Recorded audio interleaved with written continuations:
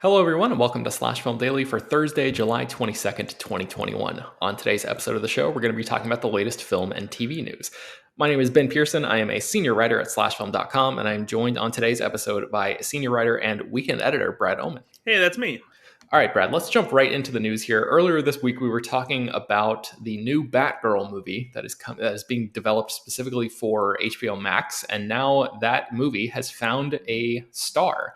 Leslie Grace, who is one of the names that was mentioned as being in contention for this role, has earned the top spot here. She's going to be the new Batgirl, and if you don't immediately recognize Leslie Grace's name, that's probably because she's only been in literally one movie before, and that movie is In the Heights, which came out earlier this year. She played the character of Nina. And Brad, I know you weren't on the episode that we talked about Batgirl, so what do you think about Leslie Grace's casting here? I personally don't have a lot invested in Batgirl. I haven't done a lot of digging into her comic mythology. I know that she's a popular character. She has a very big following. I guess, I don't know. Part of me is still a little disappointed that this has turned into an HBO Max movie as opposed to a full-fledged big screen title. And so therefore I'm also kind of disappointed that they haven't gone for somebody who's like a bigger name for this role. And it, like, sure, every now and then it's good to like bring in somebody who doesn't have a lot of big screen credits to their name and give them, a big career boost. Plenty of Marvel stars got their start because they were cast in, Marvel movies. Chris Hemsworth wasn't a big name before he was in Thor, and there are plenty of careers that started out because they got a big blockbuster role. But I don't know. I'm just I'm personally not necessarily as excited for this. I do think that she was good in the Heights, but I also feel like a lot of what she did isn't too dissimilar from Broadway work. So I definitely want to see footage of this before I really cast my full judgment. But for now, I guess I'm a little bit skeptical because I haven't really seen what she can do outside of musical stuff. Yeah, it's tough to sort of get a grasp on like what her range is, because the Broadway stuff is so specific. You have to. I mean, I thought she was very good in the Heights. I think that storyline that she's in with Corey Hawkins' character is like the one that I was the most personally interested in, even though that sort of takes a backseat a little bit more to like the Anthony Ramos and that storyline as the movie goes on. But yeah, we were sort of talking, Chris and I were talking on, I think earlier this week, about like, what do you think the take is going to be for this Batgirl movie? Like, do you think because it's being made specifically for HBO Max that it's going to be a lower budgeted thing and therefore not have like the same kind of scope that a $200 million superhero movie is going to have? Do you think that like Robert Pattinson's Batman is going to be in the same universe as this Batgirl? Do you have like any sense, Brad, of what's going on here, having covered the superhero beat stuff for so long? Yeah, that's a good question. It's tough to say, mostly because we haven't really seen like, I guess, what HBO Max's level of streaming blockbusters is. They've done some original movies so far, but they haven't really done anything that's been a major original movie production like this.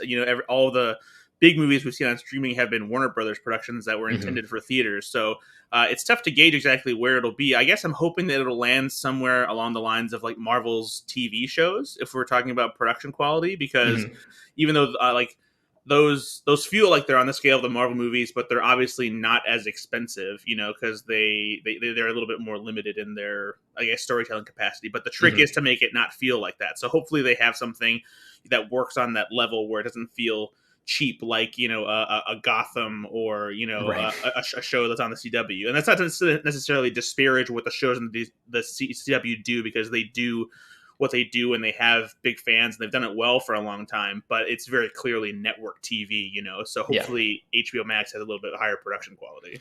Yeah, I think maybe James Gunn's Peacemaker show will Pacemaker would be a totally different show. I would love to see that show. Yeah, so maybe that Peacemaker show will sort of be a template for the type of stuff, even though that's a series and this Batgirl thing is a movie. Maybe that will be sort of indicative of the level of streaming quality there, since that show is being developed specifically for HBO Max as well. So yeah, we'll have to see. But congrats to Leslie Grace. I mean, this is very cool for her, and I think the Wrap noted that she's only the third Latina actress cast in a DC superhero project. So yeah, very cool. All right, so our next story here involves our old pal Zack Snyder. Him and his wife they have a production company called the Stone Quarry Productions, and they have signed a 2-year first look deal with Netflix.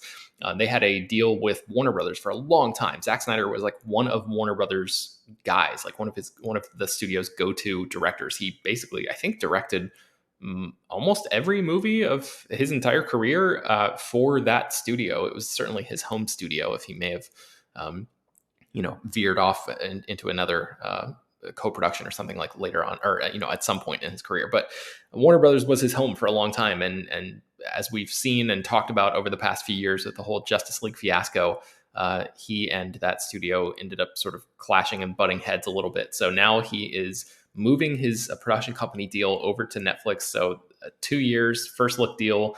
He intends to make big projects, big movies. He says, my goal and hope are to bring as much quality content as I can and do it on a giant scale.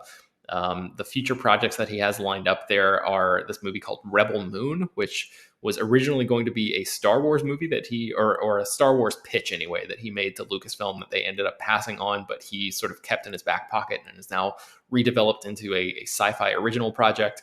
And then he's also working on a sequel to Army of the Dead, which is the zombie heist movie that he made earlier this year. So more Zack Snyder stuff is going to be on the way. So I just wanted to keep people apprised of that, because I know we have a lot of Zack Snyder fans listening to the podcast now. Let's transition into a different project here. A Transformers and G.I. Joe crossover has been something that's been kind of loosely talked about over the years, Brad. Why has that not happened yet? Mostly due to studio trepidation, according to producer Lorenzo Di Bonaventura.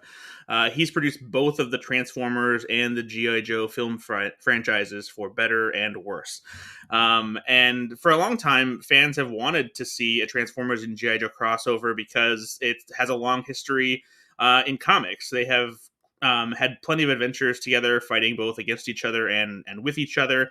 And it just it's a crossover that makes sense, and at the end of the day, it's been Paramount who has apparently not been interested in making it. But Lorenzo Di Bonaventura thinks that it's kind of inevitable that it'll happen. Apparently, one of the reasons that it hasn't happened is Alien versus Predator kind of ruined crossover potential for a lot of people. It was one of those things where these two big franchises came together and it was just kind of crap. So I think that the studio's probably hesitant about taking maybe two franchises that are valuable on their own and bringing them together and potentially tainting the brands of both of them. Although one could argue that they've done a good job of doing that themselves. Since, the Transformers probably has a little bit of a better track record than G.I. Joe, but if the reviews for Snake Eyes are to be believed, they still haven't figured out how to make that real American hero work on the big screen yet. But I think this is something that could still be cool. The Transformers franchise kind of had their own version of a G.I. Joe squad anyway, with those characters that were played by Josh Duhamel and Tyrese Gibson. So I feel like, fitting them in there wouldn't be too hard.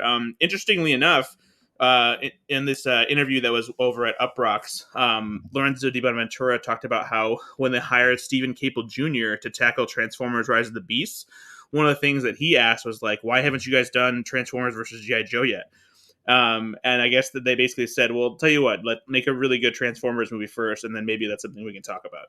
So if Transformers Rise of the Beasts does really well, then maybe he'll get a chance to do a Transformers and G.I. Joe movie.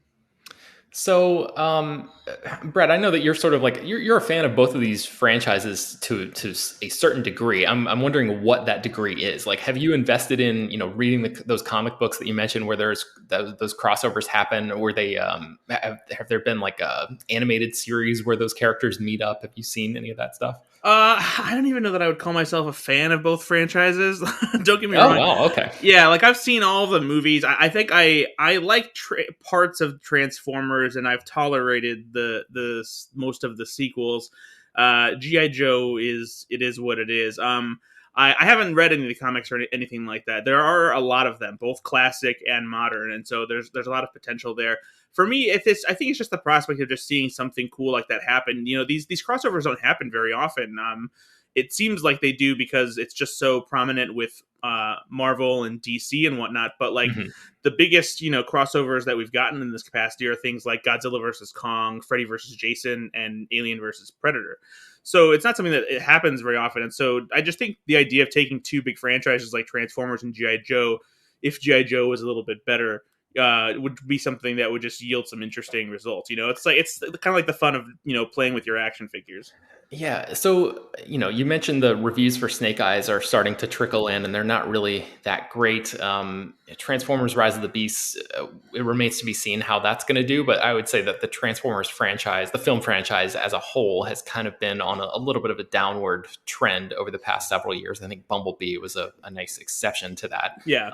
Do you think that if, I think you mentioned that De Bonaventura told Stephen Cable Jr., okay, make a good Transformers movie first, and then we'll see what happens. Do you think that if it could go in the other direction, if both of these franchises are in such a terrible place, that maybe that they will be left with, that Paramount will be left with no choice but to cross these over in sort of like a last ditch desperation effort? That's a good question. I think it could go either way. That's one thing. We'd be like, all right, fine, we'll just throw everything at the wall and see what sticks, since you guys don't care about the franchise anymore. Yeah. But at the same time, I wonder if like they'll even want to spend that kind of money to do that if the fans aren't turning out for Snake Eyes and Transformers: Rise of the Beast. So, I mean, GI Joe has always been much further behind the Transformers franchise, and they've had far fewer movies as well. So I think it probably just depends on how things develop over the next couple of years. Yeah. Okay, so our next story involves Pen15, which is one of my favorite shows on Hulu. Brad, have you seen Pen15? Have we talked about this? I have not gotten around to it yet. I've heard it's right up my alley though. Yeah, it's excellent. It's so the premise of the show is Maya Erskine and Anna Konkle, who are the co-creators and writers and producers and also stars. They are like in their 30s, and they play versions of themselves as 13-year-olds who are in middle school, set around the year 2000. And all of their classmates are played by kids who are actually, like right around 13 years old in real life. So that sounds like kind of a bit and a gimmick, and it is, but they're so good at playing those sort of heightened teenage versions of themselves that you often forget that high concept is even at play. They're just like so good, and the writing on the show is so incredible that it sort of becomes this immersive thing where you just sort of forget, and it's really great stuff. And I hope that if you have not seen Pen15, it's a Hulu original, and it's really very much worth your time. So I just encourage everybody to check it out. But some interesting news came out today. The second season of the show was split into two parts, and I think the last episode of part one aired last September, and fans of the show have been waiting to see when season 2 part 2 would come out. And the answer actually is at least one episode is coming out on August 27th, so like almost just a month away from now. But that episode is going to be an animated episode, which the show's never done before. And as you probably have guessed, this because of COVID. The pandemic caused the creatives to basically rework one of the episodes into hand-drawn animation instead of shooting it for real. And there's all sorts of interesting stuff about what decisions they made and why and all of that in the article at slashfilm.com. But I basically just wanted to use this as an opportunity to plug the show and like just hope that maybe people give it a chance if you haven't checked it out yet. So it's really interesting, and I'm curious to see if the pandemic causes these guys to come up with any other creative workarounds for future episodes in this season, future seasons maybe. I'm not sure what the full extent is here, but Pen15 season 2, I guess, I'm not sure when the entirety of the back half of the season is going to debut, but just this one single episode is coming out on August 27th. So keep your eyes open for that. All right. So Brad, our final story here involves a new Marvel show, which is, a little bit of a misdirect because it's kind of a new episode of a Marvel show that's been around for a few months now. It's called Assembled, and it's basically just a behind the scenes that goes into how all of these Disney Plus Marvel Studios shows were made, and now a new episode came out about the making of Loki, and you compiled 15 things that we learned about that. So I just wanted you to tell people how that episode is and maybe run through a couple of the highlights that you learned. Yeah, I mean, first let me say, much like Loki itself, this is actually the best edition of Assembled there is. There's a lot of really interesting details about the making, and it's structured in a way where it feels less like an extended featurette and more kind of like a documentary. Mostly because they use Tom Hiddleston to their full advantage, and like he narrates in parts as it's broken off into sections, and so yeah, so it actually feels a little bit more, I guess, cinematic than some of the other the two other ones that we've had for WandaVision and the Falcon and the Winter Soldier.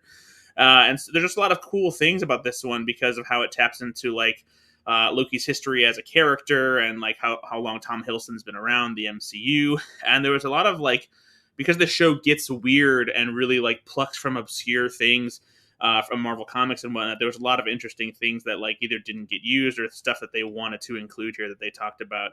One of the biggest things that we actually broke out into an article on its own because it was just so crazy is there was once a montage in place for the first episode where after Loki was made aware of the time variance authority and everything, but he just didn't buy into it and wanted out as soon as he could, that he actually escaped and the TVA let him in like basically like in this, separate timeline.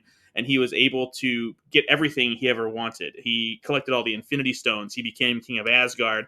And he was also having tons of wild sex. Bisexual sex, alien sex. He was having it. That was a big part of how he was enjoying his life. But then he has this thought where he thinks to himself, well, wait a minute. If the TVA is in control of anything, then none of this is really real because they're just letting this happen and it's not something I'm achieving. And ultimately he comes back to the TVA with his hat in his hand and starts to work with Mobius by answering, his questions in the Time Theater interrogation. And then Mobius shows him, essentially the TVA and the show carries on from there. So that's crazy. Like, do you think that that they did, I guess did you see any footage from that? Like, did they get as far as to actually shoot that, or is that just an early draft of the script? Or so it's like this list of like a description of what happens that was on a whiteboard in the writers' room when they were like developing things, and like there's tons of scrawling over this whiteboard where they're planning. You can see like a circle that feels like it was kind of inspired by the way Rick and Morty does their story planning, where it just goes around the entire like the big plot points of the series and when they happen.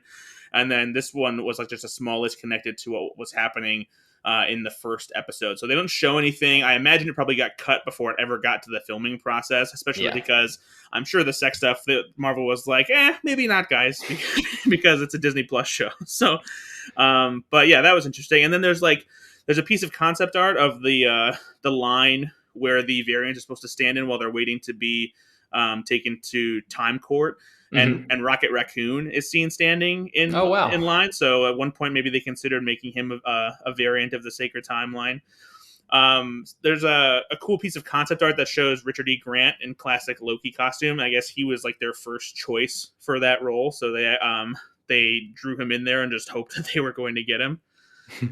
But yeah, that's, there's a lot of more interesting stuff from the documentary. And honestly, this one is just like, it's just worth watching, seeing the practical sets that they built for this one, because they built some big, impressive practical sets in addition to doing, obviously, a lot of, green screen visual effects work. One other thing that was crazy, they showed footage of Tom Hiddleston's audition for Thor. Originally, he auditioned for the role of Thor. He ended up with the role of Loki. And for some reason, in his audition, which they show a brief clip of in this documentary, he's speaking with an American accent as Thor. No British accent or anything like that. And it's very odd. I wonder when that was. Like, they must have known. Man, yeah, that's really interesting, because like you would think that the Shakespearean component of that movie was like built into it from the ground up, and like they probably had Anthony Hopkins on board, or at least knew that they were going to try to go for somebody like that. Just the idea of Asgard having just like normal American accents just seems antithetical to the sweep and scope of that first movie. Yeah, exactly. I don't know if he was trying something or what it was, but it's very jarring to A, hear Tom Hiddleston without an accent, and B, hearing Thor with an American accent. That reminds me, Brad. I remember us talking on the podcast about this probably a year or two ago now, and maybe you can refresh my memory if you know what I'm talking about. But I think it was you, me, and Peter on an episode of this show, and we were talking about Marvel basically saying that they were going to let some of their clips out of the vault and like show people things like auditions and deleted scenes and things like that that had never been seen before. I think this was in the wake of Infinity War and Endgame. Do you know what I'm talking about? Yeah, I think that might have been in reference to like a big Marvel Cinematic Universe. A box Yeah, set or something? like a collector set because Okay.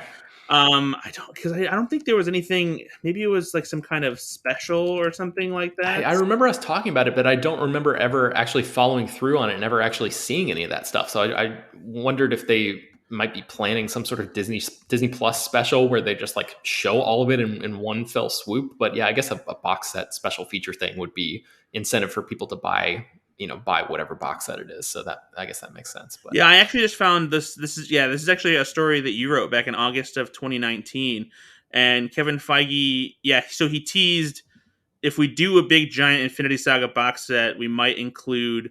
They basically just said stuff that they've been like too embarrassed to show, or stuff that has never been released as supplemental features on any of the DVD releases of the other movies. And it looks like yeah. there's and then I found the box set itself, and there's some kind of exclusive bonus disc that has a bunch of never before seen deleted and extended scenes and stuff like that. So I'm surprised that wasn't a bigger deal when it came out. That seems like something we would have been all over. But this Hiddleston thing reminded me of that because like I feel like I've seen a picture of Hiddleston dressed up as Thor during his audition, but I don't know if I've ever actually heard any of the audio from that. So yeah, I was just curious about that. But there we go. Detective work live on the air. So excellent. All right. Well, yeah, I think that's going to bring us to the end of today's episode of Slash Film Daily. You can find more about all the stories that we mentioned on today's show at slashfilm.com and linked inside the show notes of this episode.